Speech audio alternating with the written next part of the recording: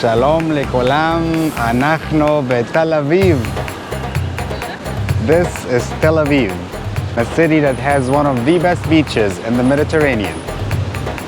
This time of the year, the water is a little bit too cold to swim. However, everybody's hanging out next to the sea, having fun, having drinks, playing volleyball on the beach. And this is not the weekend in Israel. This is just a normal work day. I could walk this path next to the water every day and never get used to it. It's beautiful. I feel like Tel Aviv has a very interesting vibe. When you walk down the streets of Tel Aviv, you see people of different ethnicities, people from Arab descent, people who are Jewish from different parts of the world who came to live here and are citizens here. And all of these different sects of people and ethnicities get along. You feel like everyone is welcome here. I think it's a different vibe from Jerusalem. This is a much more secular, advanced, technological, progressive vibe, definitely, that I feel here in Tel Aviv. I really don't feel any tension or conflict at all. It just seems like everyone is here from all their different backgrounds, enjoying life together. So it's kind of interesting. Yesterday was the 74th Independence Day in the history of Israel. The tradition is that most cars will have flags of Israel displayed as such, and there are also flags of Israel displayed on a lot of buildings, balconies, more than the usual. So when I saw that, I thought that was kind of interesting.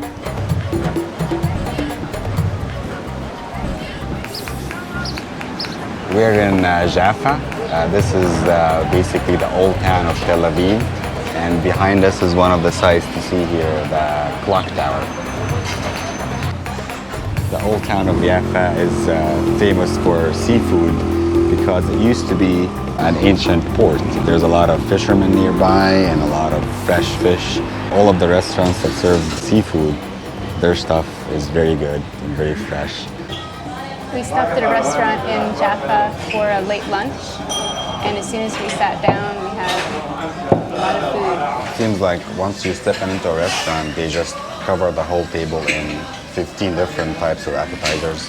It gives up a very generous vibe. Then in this particular fish place that we're at, it's kind of interesting. I asked for a menu, and then they said, "Yo, let me grill you some fish." I was like, "Okay, do you have a menu?" He was like, "How about I grill you some fish?" We have some fish, and he listed 5 different types. Of course, I don't know what is what.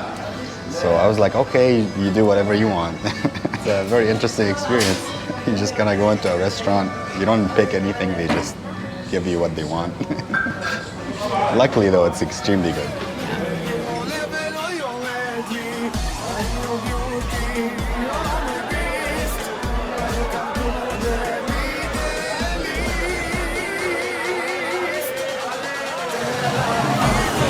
This is pretty typical of Tel Aviv. No matter where you go, people are always enjoying life and having a party.